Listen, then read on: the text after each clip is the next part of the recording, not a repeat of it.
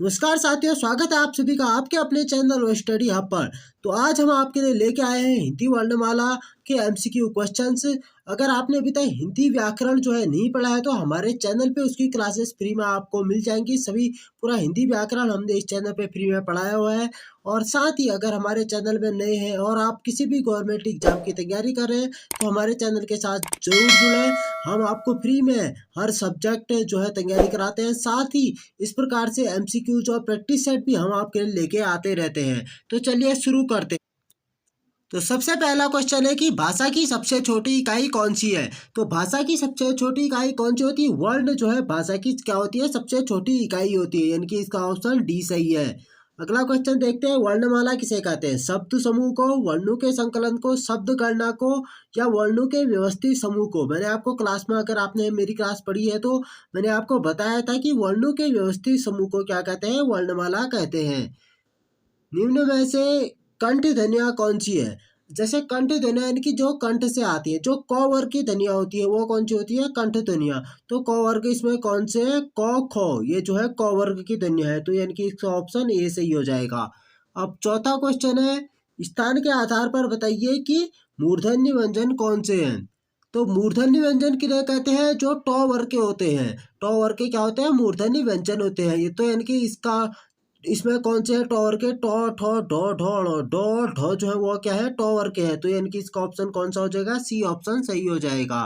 अब है पांचवा क्वेश्चन, निम्न में से अल्प प्राण वर्ण कौन से हैं? तो अल्प प्राण वर्ण कौन से हैं? तो वो है क और ग जो है कौन से वर्ण है? अल्प प्राण वर्ण कहलाते हैं।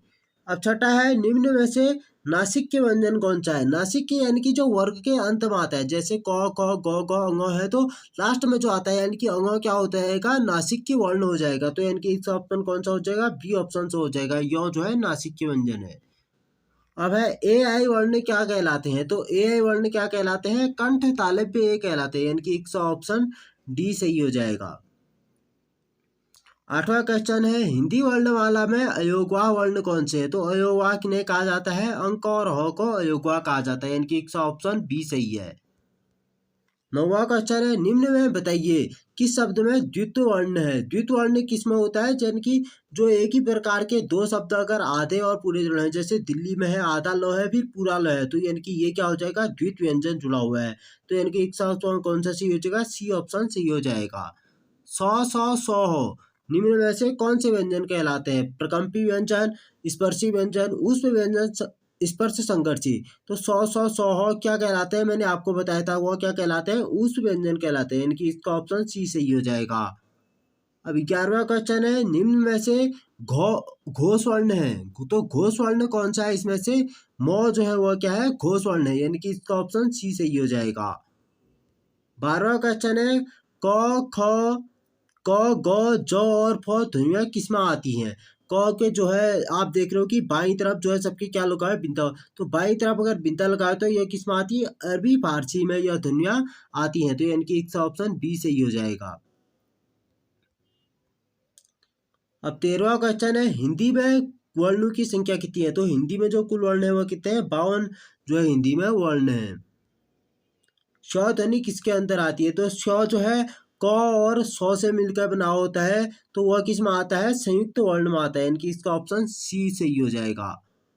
हिंदी शब्दकोश में श का क्रम किस वर्ण के बाद आता है? तो श का जो क्रम है वो किस वर्ण के बाद आता है? क वर्ण के। अब आप तो कह रहे होंगे कि श तो जो है लास्ट में आता है, क तो सबसे पहले आ जाता है, तो श जो है किससे मिलकर बना होता है? क और सौ से मिलकर बना होता है।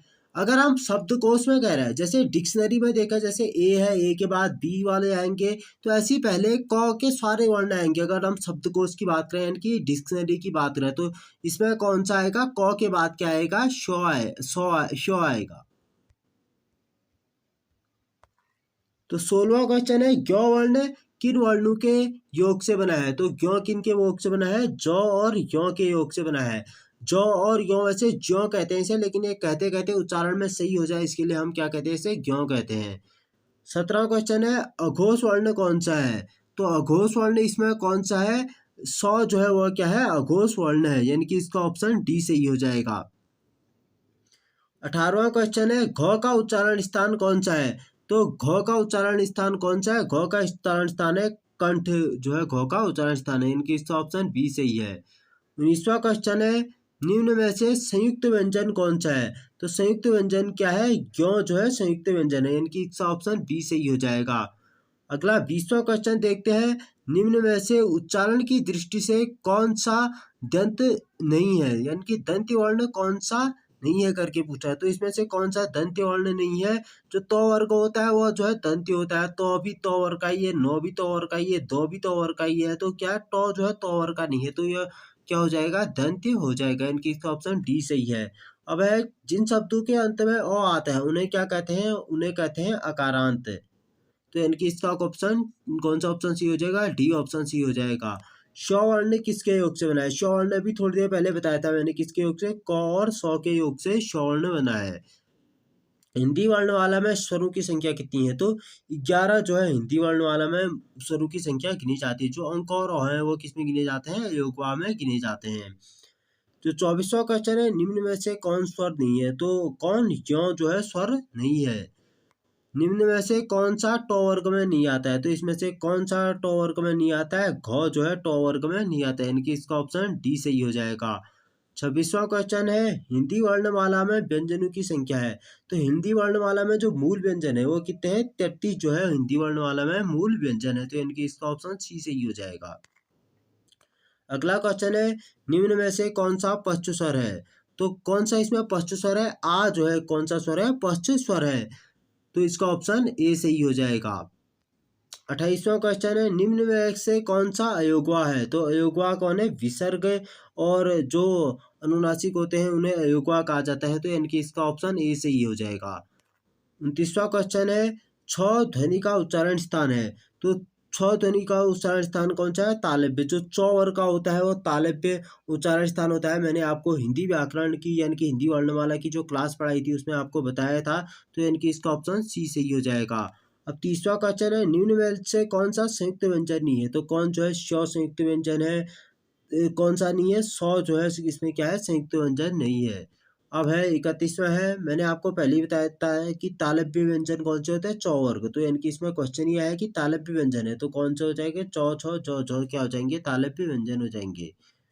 अब है, य र ल व किस वर्ण के व्यंजन? तो य र ल व कौन से व्यंजन है? अंतस्थ व्यंजन जो है य र ल व कहलाते हैं, यानी कि इसका ऑप्शन सी सही हो जाएगा। अब 33वां क्वेश्चन है, अनुनासिक का संबंध होता है।